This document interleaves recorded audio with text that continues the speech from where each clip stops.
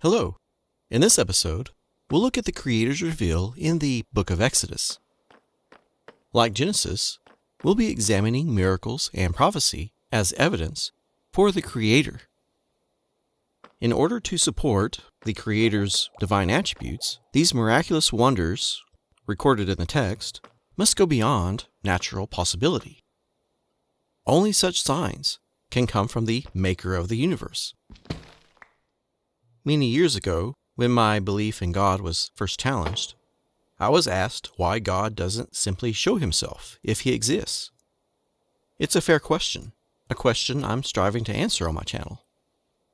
The short answer is he did show himself, and not in some obscure ball of light to be interpreted by our own whims and speculations, but in a way which shows the Creator possesses these supernatural attributes. When I was first asked what evidence there would be for God, I immediately thought of God's reveal at Sinai to the whole nation of Israel. So, in this episode, I'd like to examine this account with you. There's a lot I'm skipping in Exodus. I've skipped the plagues on Egypt and the crossing of the Red Sea. In chapter 19, the people of Israel have returned to the mountain where God first appeared to Moses. This is what God told Moses back in Exodus chapter 3, verse 12. I will be with you, and this will be the sign that I have sent you. When you have brought the people out of Egypt, you shall serve God on this mountain. Here's what it says in chapter 19. On the first day of the third month, after the Israelites left Egypt, on that very day, they came to the desert of Sinai. They set out from Rephidim, and they encamped in the wilderness. Israel encamped before the mountain, while Moses went up to God. The Lord called him out of the mountain, saying, "This is what you will say to the descendants of Jacob, and what you will tell the people of Israel. You yourselves have seen what I did to the Egyptians, and how I bore you on eagle's wings, and brought you to myself. Now if you will obey my voice, and keep my covenant, you shall be my treasured possession among all nations. Although all the earth is mine, you shall be to me a kingdom of priests and a holy nation." And the Lord said to Moses, "Behold, I am coming to you in a thick cloud, that the people may hear when I speak with you, and may also believe you forever." Let me stop there for a moment. This can be easily missed. God, before revealing himself, has told Moses what he's going to do. This reveal, like all miracles I've discussed, has been clearly stated by God before he does it. This is important because signs from God are not some sort of rare natural events which are being misinterpreted afterwards by those loyal believers. On the morning of the third day, there was thunder and lightning and a thick cloud on the mountain, and a very loud trumpet voice, so that all the people in the camp were afraid. Then Moses brought the people out of the camp to meet God, and they stood at the foot of the mountain. Now Mount Sinai was wrapped in smoke, because the Lord had descended on it in fire. The smoke of it went up like the smoke of a furnace, and the whole mountain trembled greatly. And as the sound of the trumpet grew louder and louder, Moses spoke, and the voice of God answered him. Now let's look further at Exodus chapter 20. And God spoke all these words, saying, "I am the Lord your God, who brought you out of the land of Egypt, out of the house of slavery. You shall have no other gods besides me. You shall not make for yourself a carved image, or any likeness of anything that is in the heavens above, or that is on the earth below, or that is in the waters of the earth. You shall not bow down to them, or serve them. For I, the Lord your God, am a jealous God, visiting the father's punishment on the children to the third and fourth generation of those who hate me, but showing steadfast love to thousands of those who love me and keep my commandments." Here, God is speaking from the mountain in a loud voice, where all the people of Israel can hear him. He is not hiding, and he is not silent. Now when all the people saw the thunder, and the flashes of lightning, and the voice of the trumpet, and the mountain smoking, the people were afraid and trembled, and they stood far off, and said to Moses, "You speak to us, and we will listen, but do not let God speak to us, or we will die." You may not be aware, but some actually saw God on the mountain. This is in chapter 24. Then God said to Moses, "Come up to me, you, Aaron, Nadab, and Abihu, and 70 of the elders of Israel, and worship from afar. Moses alone shall come near to the Lord, but the others shall not come near, and the people shall not come up with him."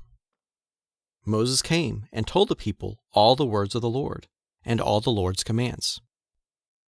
Then he took the book of the covenant, and read it in the hearing of the people. And they said, "All that the Lord has spoken we will do, and we will obey."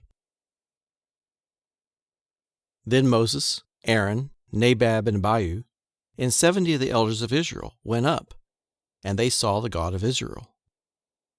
Under his feet it appeared like there was a pavement of sapphire stone, clear like the heavens themselves.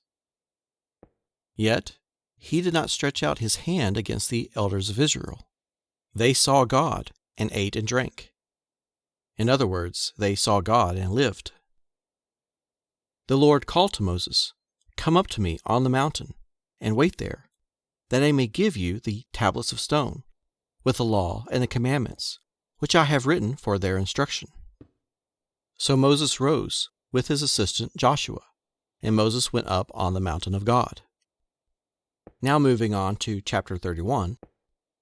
And God gave to Moses, when he had finished speaking with him on Mount Sinai, the 2 tablets of the testimony, tablets of stone, written with the finger of God.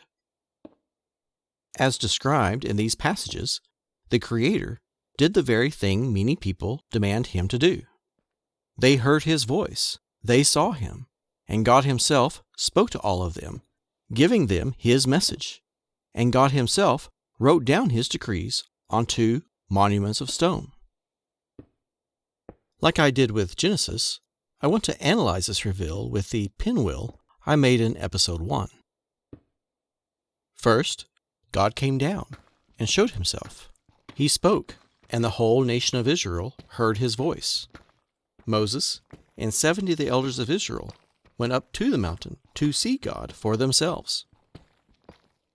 Second, God demonstrated his divine power by bringing these people out of Egypt to this mountain, which he had descended on in fire.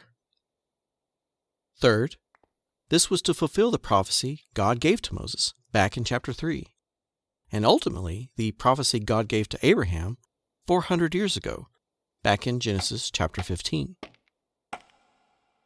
Know for certain that your descendants will be strangers in a land that is not theirs, where they will be enslaved and oppressed for 400 years. But I will also judge the nation whom they will serve. Fourth, these people are commanded to keep God's covenant, thereby preserving the Creator's message. And lastly, Moses gives more prophecy. One example is in the last book of the law. I think it's important to note, when Moses writes this prophecy, he knows he will die before entering the promised land. Deuteronomy chapter 18, verse 15. "The Lord your God will raise up for you a prophet like me from among you, from your brothers. It is to him you shall listen, just as you desired of the Lord your God at Horeb on the day of the assembly, when you said, 'Let us not hear the voice of the Lord our God, nor see his great fire any more, or we will die.'